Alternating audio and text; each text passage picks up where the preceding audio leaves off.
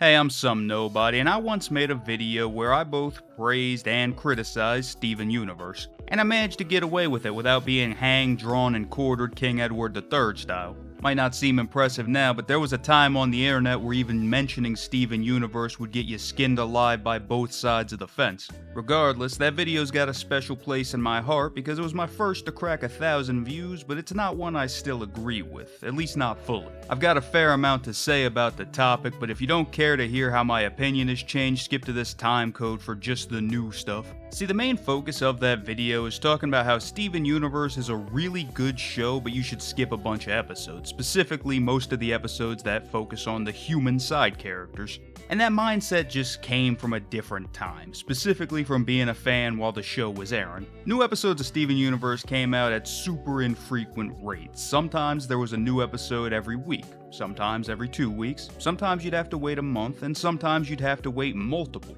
You could get 5 new episodes in 1 week, or you could get 1 new episode in 5 weeks. In the 5th season, there was dead-ass a 7-month gap between episodes 4 and 5, and then a 3-month gap between 12 and 13. So new Steven Universe episodes were a precious commodity, and that meant getting one where we're just bullshitting for 11 minutes would really test my patience. You seriously made me wait 2 or 3 months for a Ronaldo episode. Dropping 5 at a time meant I only got 55 minutes of Steven until next month. I don't want any of those minutes going to Sadie and Lars. If an episode didn't progress the plot or have something cool happening, automatic bad taste in my mouth. Which led me to recommend skipping some great episodes just because they weren't season finale levels of important. Now it's totally different. You can watch the entire series at your own pace. It's impossible to feel like an episode is a waste of time because you can fit 5 of them in an hour. An underwhelming episode in a batch of 5 you waited a month or 2 for is a slap in the face. An underwhelming episode in a batch of 10 you watched in a 2-hour period is like a single bland crisp out of a bag of knickknacks. Plus, without the added pressure of the show's dog-ass release schedule, the quote-unquote filler is way more entertaining. So I'd say skipping episodes just isn't worth it these days. Like, what you gonna do with that 11 minutes you saving, champ, huh? That's what was holding you back from being a doctor? Now, all that being said, I'd still say the Sadie, Lars, and Ronaldo episodes are mid as hell, and there's one episode I still think you should 4,000% skip. The 30th episode of the first season, Island Adventure, is not only the worst episode of the whole show in my opinion, it also does permanent damage to the rest of the series because unless you're insane, it will completely kill Sadie as a character for you and ruin every episode that revolves around her going forward. Cause Sadie will be talking about, oh Steven, my mom puts too much pressure on me. I wish the cops would put some pressure on you after what you did. That had to be the 3rd worst thing I've ever heard about happening on a private island. Sadie's arguably the most prominent human character after Connie and Greg, which means a lot of episodes get dragged down because of this one. So Island Adventure? Avoid, avoid, avoid.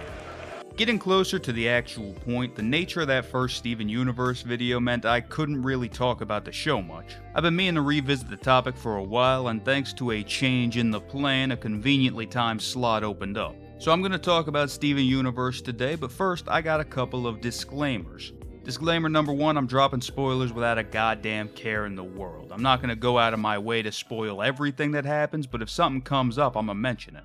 Disclaimer number 2, I'm not trying to hear anything about how bad the fan base was. I'm not saying it wasn't bad, but the fact of the matter is that 85% of the people who are actively online are genuinely the worst people on the planet, and that's not the show's fault. Disclaimer number 3, no comment you can leave will make me hate gay people. If you're halfway through writing an essay about how terrible this show is because it's woke and it's queer and yada yada such and such, backspace it, dislike the video, move on. Alright, with those out of the way, the first thing I want to talk about is the stuff that actually got me into the show, the horrors. Now before anybody tries to get smart, no, I'm not saying I was scared by Steven Universe. Don't hit me with the fucking SpongeBob on the roller coaster gif. You guys know I'm a lifelong horror fan. When I was real little, I liked things that scared me, and as I got older, I liked things that pushed the boundaries and got a little fucked up. Which is exactly what Steven Universe did. You know, the first couple episodes are nice, but they're nothing special. They're fun and they're whimsical, they got a monster of the week kind of vibe. Seems like the kind of show where I'd catch an episode here and there, but I don't know if I'd seriously follow it. But then things start getting fucky with the 5th episode of the series, Frybo, where the monster of the week is particularly weird. It's got protruding veins and wriggling tentacles reminiscent of The Thing. Frybo's animated with horror movie cinematography and lighting. His sounds are monstrous and weird, and his music's dark with the type of stingers you'd expect from a horror movie. At one point he gets a spear through his eye and spews ketchup like blood, and when he takes more damage later he starts vomiting up like mashed up french fries. It's some really neat presentation, but ultimately the monster's defeated by Steven getting butt-ass naked, so it never really goes too far from just being a silly little episode of a cartoon. Around the same level as the old people zombies from Codename Kids Next Door, where it's a little darker than normal, but only a real little kid would be scared by it. Frybo's the kind of episode that would be considered weirdly dark and an anomaly amongst a regular cartoon's lineup. It'd be something a YouTuber talks about like 10 to 15 years later in a video about the most horrifying episodes of shows for kids. But Frybo does not have that kind of steez because this is the very next episode. Steven? Dad! Help! The cat fingers are taking over my body! Frybo definitely stood out, but Cat Fingers was the episode that actually made me think, hold on, they got some at it. I was still British in 2013. This episode is pure, unadulterated, but still kid-friendly body horror, with Steven basically turning into William Birkin from Resident Evil 2, and it's awesome. This is a show on primetime Cartoon Network having an episode where a child cries and begs his father for help while sentient tumors completely consume him. And I gotta reiterate, this is episode 6. You'd have to have some serious balls to try and pull this in a later season of an established cartoon. Rebecca Sugar doing it in less than 10 episodes, I knew right then and there I need to keep an eye on this one. And obviously I grew to like the show past the parts where it gets weird and fucked up, because not every episode is as explicitly horrifying as Cat Fingers, but I really like the episodes where things get weird and fucked up. Like just a few episodes after Cat Fingers, you got Too Many Birthdays, where Steven's existential dread and fear of getting older actually physically ages him to the point of near death. And it's not treated like a joke, he's legitimately like on his deathbed wheezing and fading out. Stephen King has to have written something like that before. That's the kind of premise you find out he wrote a short story about on the back of a napkin in 1995. Rose's Room delves into a kind of Lynchian vibe where Steven gets trapped in a weird nightmare version of the town he lives in. Steven and the Stevens has Steven watch himself die about 93 times. Imagine being one of these other Stevens and seeing yourself melt away knowing it's gonna happen to you too. Imagine seeing yourself beg you for your life. All of that's just some of the stuff that happens to Steven specifically. There are plenty more horrifying and fucked up concepts all throughout the show. Lapis had her body destroyed and what is effectively her soul trapped in a mirror to be used as a tool. And the only thing worse than being turned into an object is being conscious the entire 5,000 years you're stuck like that. That's some shit that would happen to you in Warhammer 40k. Keeping the train rolling with horrific acts of war, Corruption's a really interesting one. It's already a certain level of messed up that all the monsters the Crystal Gems fight are either former allies or homeworld gems that were left behind. But I think Corruption being an entirely mental thing adds more to it. With gems, their bodies reflect their mental state, and what Corruption actually does is completely break their minds. So it's not like a zombie virus that turns them into a beast operating purely on instinct with nothing inside. Corruption is more like schizophrenia or dementia, where the gem in question is in there and they're suffering. And to me, that kinda adds like an extra layer of tragedy. But you know, to be fair to the Diamonds, they didn't mean to do that. They didn't want everybody to go insane and turn into monsters. Their original intent was genocide. Speaking of genocide, if we're talking about the horror elements of Steven Universe, we gotta bring up the cluster and its prototypes. The artificial fusions are probably the most fucked up thing in the show, because in essence they are bits and pieces of various corpses pulled apart and then stitched back together and forcefully revived. They are freaky-ass Frankenstein's monsters if each stolen part of the monster was sentient enough to suffer and not want to be part of it. Each individual piece has this sort of reverse phantom pain where all they want is to find the rest of their body and be made whole again. If you were scoffing when I brought up the idea of Steven Universe having horror elements, I just want to point out that this fucking thing right here is about to star in Zach Kreger's Resident Evil. And Rebecca Sugar had it on Cartoon Network probably between episodes of Teen Titans Go. The cluster is just this concept on a much bigger scale, millions and millions of gem shards in the center of the earth. Essentially millions of sentient corpse parts fused together. With the intention being the suffering mass will be so gigantic that them writhing in pain will be enough to destroy planets. But don't worry. After we deal with the cluster, we only gotta wait a few more episodes before we hang out with Lars again. It's actually kind of fucked up. Steven steals Lars' body and then he goes around town and everybody likes the Steven version of Lars more. Undeniably, a lot of messed up things happen in Steven Universe. I always thought it was so funny how hard people rallied against the gay characters, but I never saw anybody complain about the horrors. Genuinely, which of these images do you think is gonna give your kid more trouble? The last bit of this segment isn't about a concept I can point to or a moment I can bring up. Rather, it's an aspect that a huge chunk of the show's premise is built on. Cosmic horror. And I'm not just saying that because the gems come from outer space.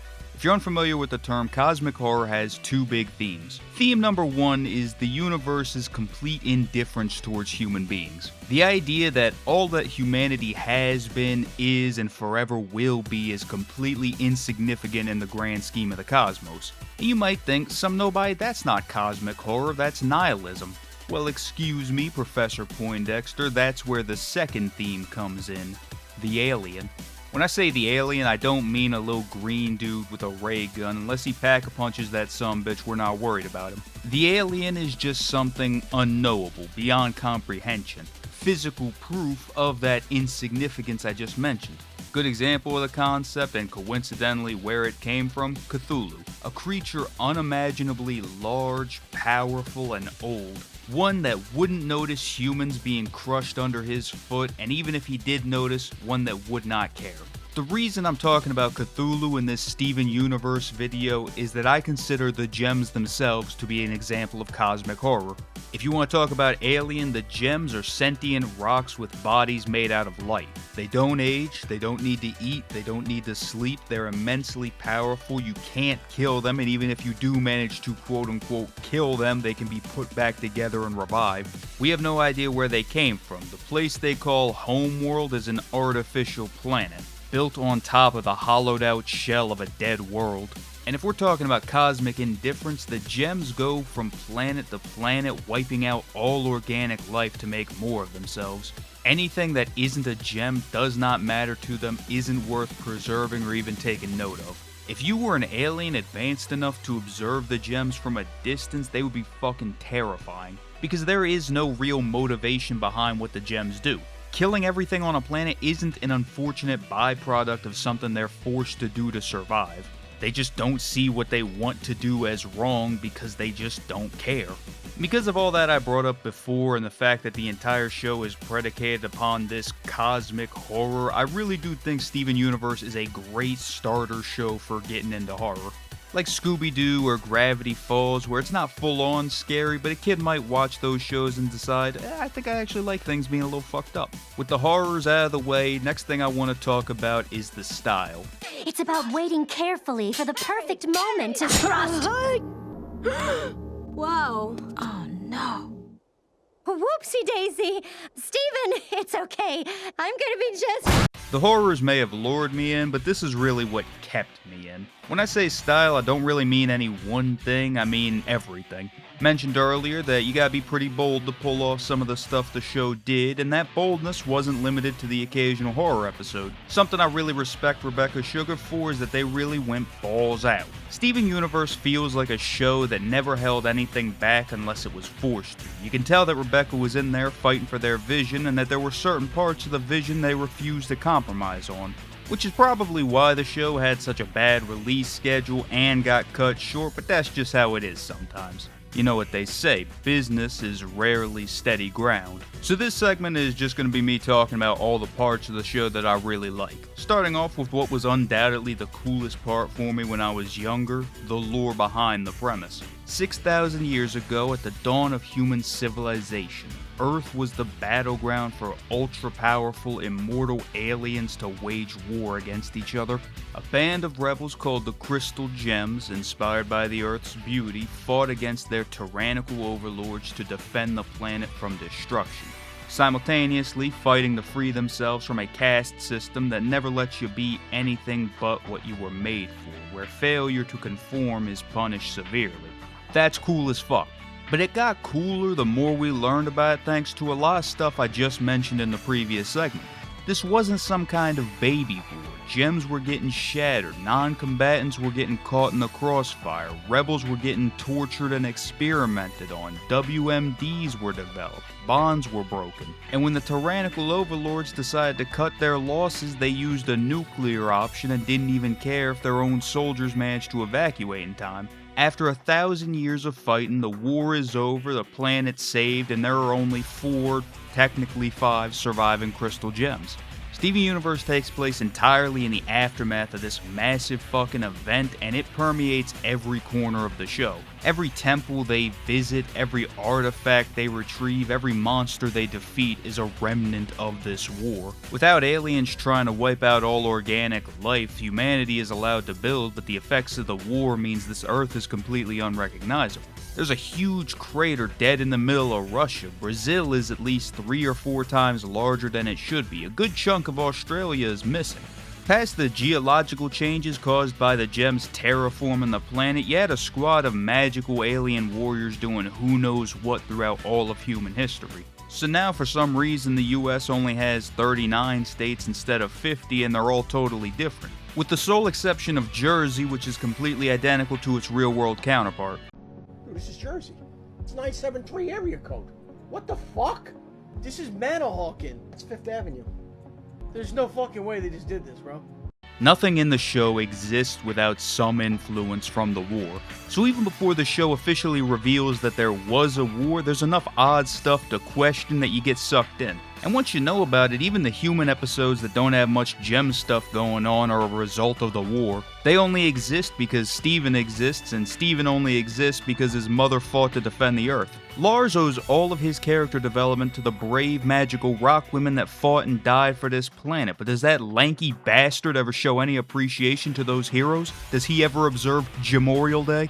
The ever-present nature of the war made Steven Universe really intriguing to me when I first watched it. Then the show was just really good on top of that. That Lapis Lazuli 2-parter came out and I decided right then and there this shit means something to me, man. Speaking of them Lapis episodes, Ocean Gem specifically has really good examples of the next 2 things I want to talk about: the show's art direction and music. Starting with the first point, everything in Steven Universe just looks so distinct.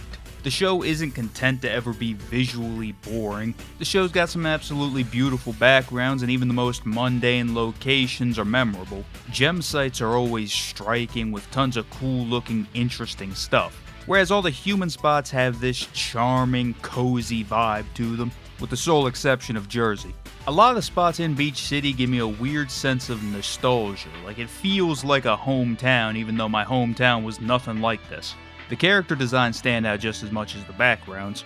Every character is uniquely recognizable by silhouette. You can easily read their personality from their design, and they're all very expressive. That last bit's probably the most important one, because for a show where dialogue is so important and usually spoken pretty intimately, you can't have the characters hitting the fucking Family Guy waiting for their turn to talk stone face, or the invincible PNG of their render just standing there not moving. Getting away from visuals into the actual animation, I really appreciate just how dynamic every character is. It makes them feel more alive, which is really important because Steven Universe had a stellar voice cast and Rebecca Sugar had them in the booth acting their goddamn asses off. If the characters' designs weren't expressive enough or the animation wasn't active enough to do these performances justice, the whole thing falls apart. Imagine Kimberly Brooks' Jasper without the million different variations of disgusted sneers that come with Jasper's design.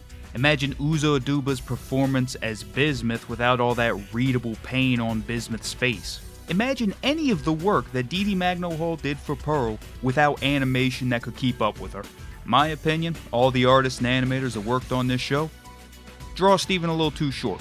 Draw Connie's head a bit too big. Go off model as a tree, because they earned it. Moving on to the music, I actually want to hold off on talking about the show's songs. They're great and all, but no one ever gives a shout out to the show's background music. And I get why, something like Giant Woman, it's front and center, it's the main focus, it's really good, it's really catchy, but that song Amethyst was throwing ass to was pretty good too. What's the Use of Feeling Blue? Pretty good song, I'll admit that.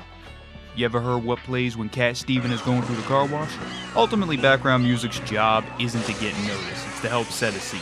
But I just wanted to point out that it does a really good job at that in Steven Universe, and despite not having lyrics, Mirror Match, the song that plays while the gems are fighting the water versions of themselves, is one of the best songs in the whole show. Talking about the actual songs in Steven Universe though, I gotta admit something, I'm not a big musical guy. Never have been, so the character's tendency to break out in a song was actually a bit of a negative for me back in the day. But as the show went on, I found myself really liking a lot of these musical numbers. Gotta admit they're pragmatic as hell. If you only got 11 minutes, a song is a really efficient way to convey information. You can condense a lot of pathos and progression into a tight little package, and it makes the episodes feel thicker.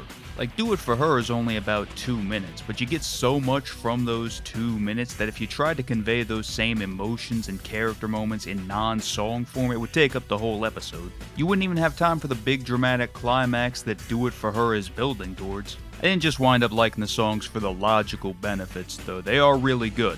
Rebecca Sugar's a talented musician, and she assembled many more talented musicians to produce and perform the songs she wrote. The musical duo Ivy and Sarashu composed most of the music for the show. There are a lot of professional singers in the show's cast with a heavy presence of musical theater veterans. So the songs sound great and they're very pragmatic, but more important than both of those factors is how crucial they are to the show's identity. Because Steven Universe is a show about identity. It's a show about becoming your own person, being who you want to be and being proud of who you are. In other words, a show about freedom, and singing is freedom. It's complete, unabashed self-expression. You can't low-key sing on some subtle type shit. So the songs are emblematic of one of the show's key themes, which to me justifies every song existing and makes them feel necessary. Steven and the Gems are always breaking out into song because it's exactly what they're fighting for. Some know by if that's the case, why do some of the villains sing too? Because we got Tony Award winners to voice them and we're not wasting that? Last bit of style I want to talk about before I move on to the next segment is just the fact that the show gets heavy. It's something I really liked about the show when I first started watching it 12 years ago, and it's something I really appreciate about it now. When I say shit gets heavy, I don't just mean the stakes get high and things look dire, even though both of those things happen. I mean the characters get to have some real depth, they get to have flaws, issues. We got some mature themes going on. Like when I first watched Rose's Scabbard 11 years ago, I thought, oh fuck Pearl, how could she let Steven fall and not even help him up? But then eventually I realized, oh, she put all her self-worth into a relationship, and the idea that the other person didn't hold her in that same regard is wrecking her. Yeah, that could happen to any of us. So like I said earlier, the show didn't hold back. Characters had realistic problems that manifested in realistic ways despite unrealistic circumstances. Like with Amethyst's despair over her own creation. Whether you want to talk about Amethyst feeling like her existence is a crime due to it being the result of an evil act, or the troubles she faces as a result of just coming out wrong. I'm not saying it's as heavy as something like The Wire, but it's heavy enough to challenge a kid and still be entertaining to an adult. That first point's really important because kids need heavy shit, you know? If they're not challenged when they're young, they grow into adults that can't handle any piece of media with a little kick to it. That's everything I got to say about the show's style. This next segment is just a funny observation I made. I won't let you get away with this! The folks who worked on Steven Universe were very clearly big anime fans, because there are a ton of anime references. Rebecca Sugar herself once said that two of the show's biggest influences were the anime series Future Boy Conan and Revolutionary Girl Utena. It's funny how Western media referencing anime has changed over the last 20 years because these days every single piece of media ever, TV, commercials, movies, music videos, they all have an Akira slide. If you think the last movie or TV show you watched didn't have an Akira slide, you just missed it because you were on your phone. But once upon a time, the only anime ever referenced by Western media were the two biggest, Pokemon and Dragon Ball Z. And Steven Universe already has a fair amount of Dragon Ball Z references. The episode Garnet's Universe is essentially one big one. Dr. Gero apparently works at the same hospital as Connie's mom. And according to some random people on the internet, it was directly confirmed that Dancing to Fuse was inspired by Dragon Ball Z, but I can't find an official source on that. What I did find is this little snippet from Ian J.Q. from the Dragon Ball 30th Anniversary Art Showcase, where he says, and I quote, "We're all big Toriyama fans on that show," which kind of shows a bit. It definitely does, because I've come to realize past the references, almost all of Steven Universe parallels Dragon Ball Z. I'm not the first person to recognize some DBZ inspiration in Steven Universe. Anybody can point out that The Return and Jailbreak are basically just the Saiyan saga. I noticed that connection 11 years ago and I fucking loved it. I thought it was awesome. But a couple years back, I revisited the series when I introduced a friend to it and watched through it with him, and I started to think, hold on a second.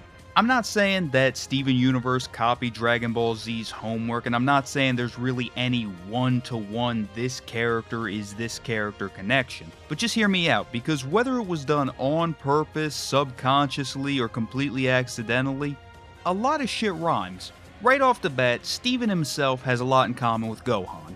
They're both human-alien hybrids with insane latent potential that don't like fighting but are forced into conflict by people after their parent. And in times of extreme duress, their power spikes to meet the need.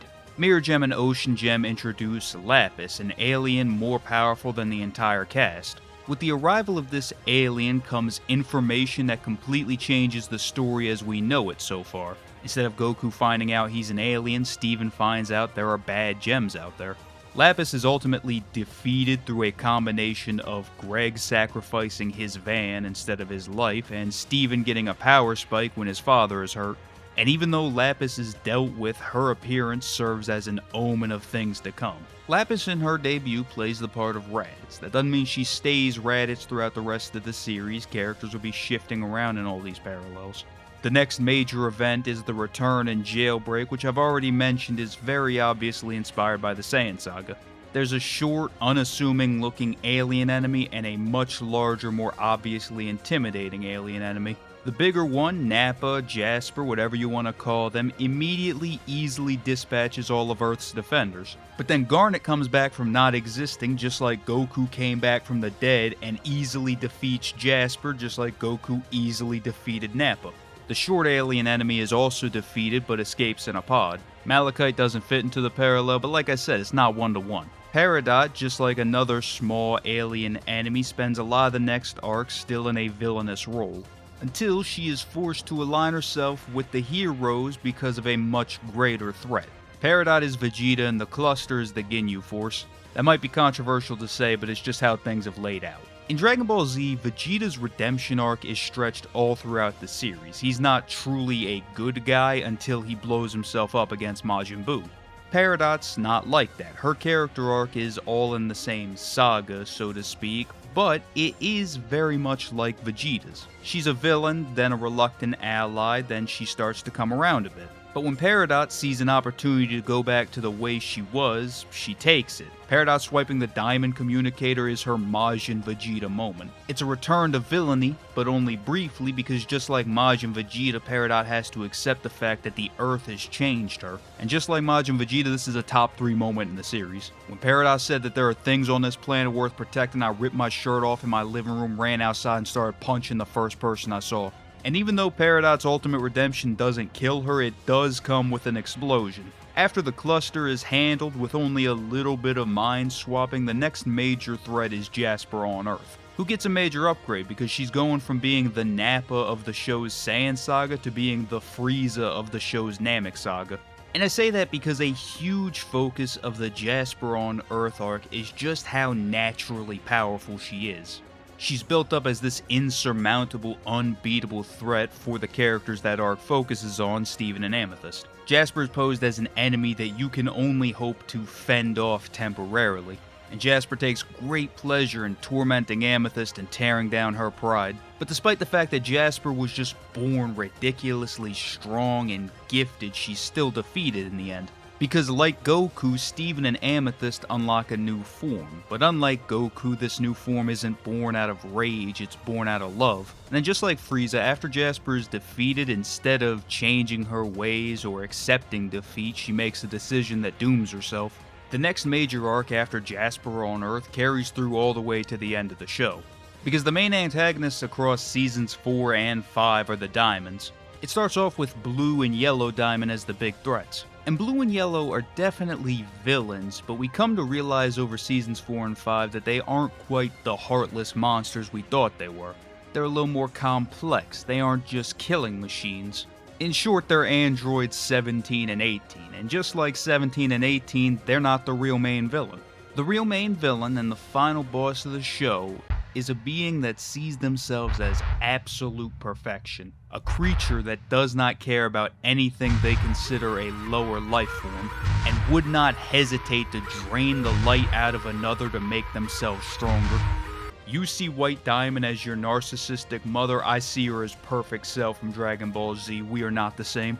And Steven may not go Super Saiyan 2 to defeat White Diamond, but he does go 2 Stevens, which is close enough. Also, jury's still out, but Steven fusing with himself may count as a father-son Kamehameha. Technically a mother-son Kamehameha, but you get the gist.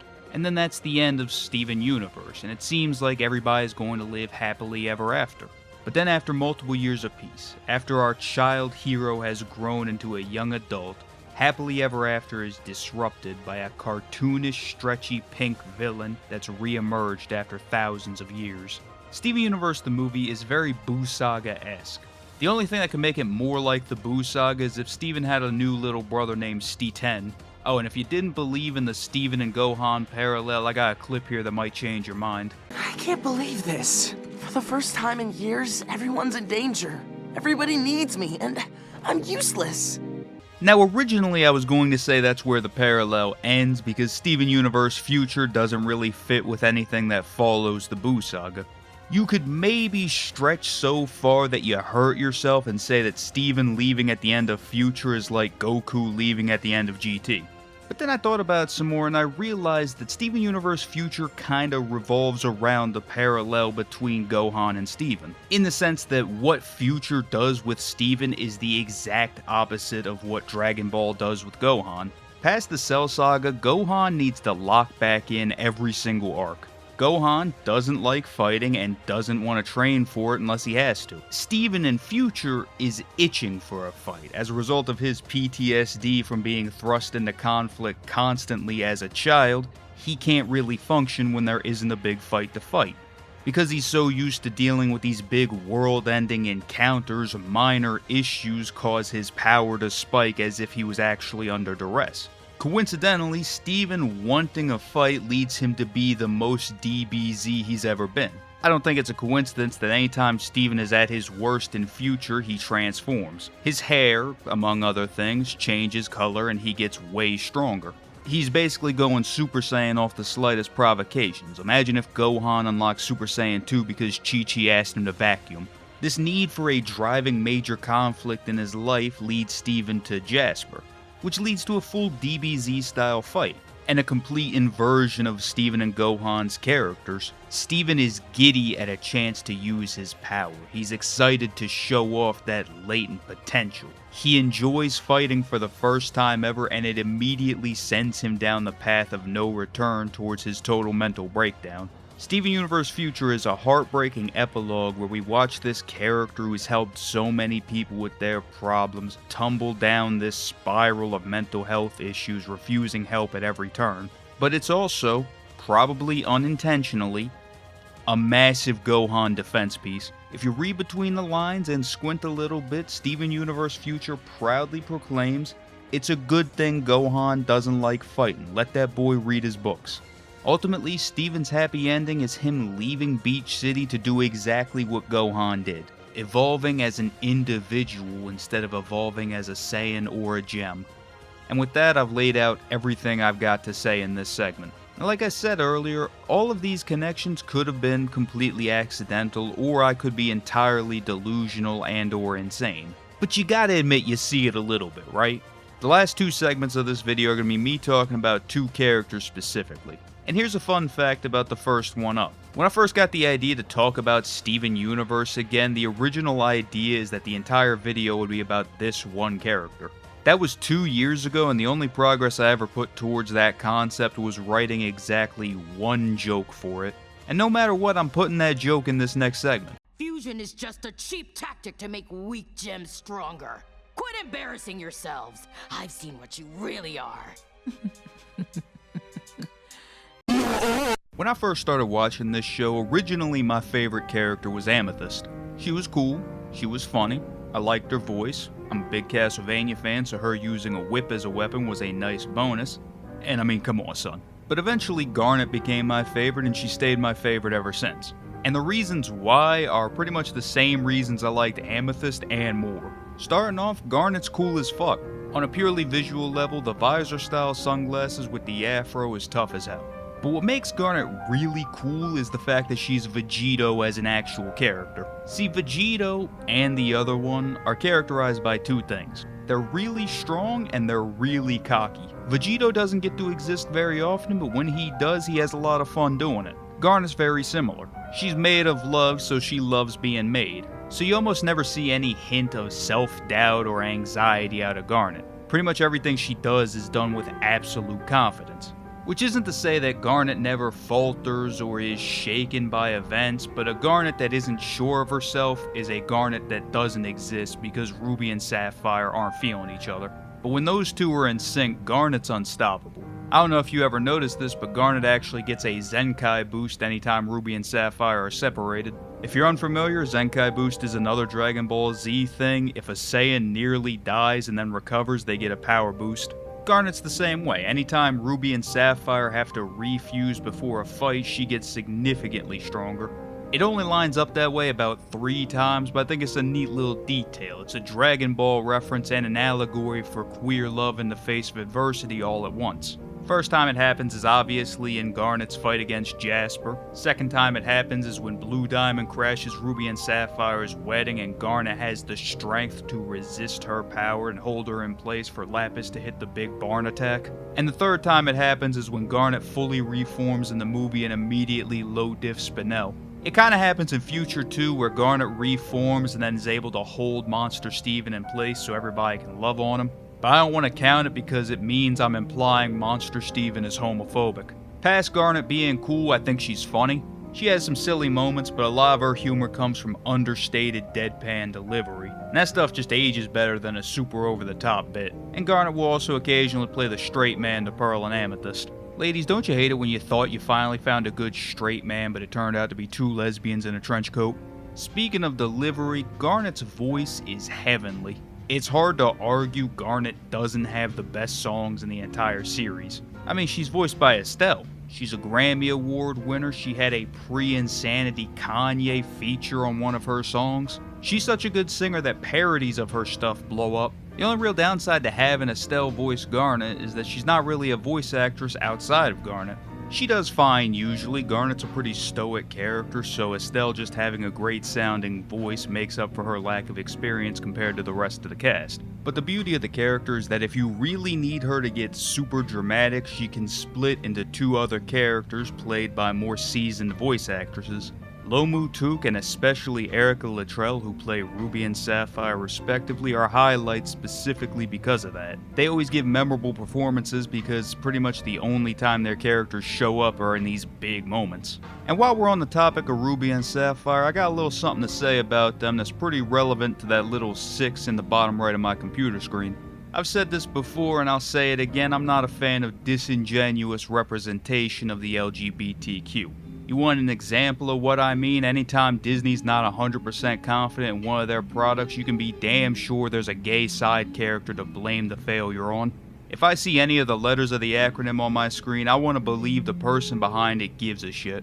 And in regards to Ruby and Sapphire, Rebecca Sugar didn't just give a shit, she gave the whole bathroom. Their relationship is one of the things that Sugar was not budging on no matter what. The network told him, hey, these characters can't be in a romantic relationship, and Sugar told the network, too fucking bad. Rebecca Sugar was able to get a gay relationship on Cartoon Network before gay marriage was even legalized in the US, and she did it by sneaking it in through hype moments and aura. The coolest, strongest, most badass character on the show is actually a result of two small gay rocks. And right after they drop that information, Garnet has one of the best fights in the show set to one of the best songs in the show. Fast forward a couple of years, they're working on season 5, and a huge part of that season is Ruby and Sapphire's wedding. Cartoon Network goes to Sugar and they say, listen, we don't got a problem with this, but the foreign markets will. You can do the wedding, but without that extra funding, you are not getting another season. So Rebecca Sugar had a choice to make. Cut the wedding, compromise the vision, and capitulate just to keep the show going, or keep going balls out until the very end.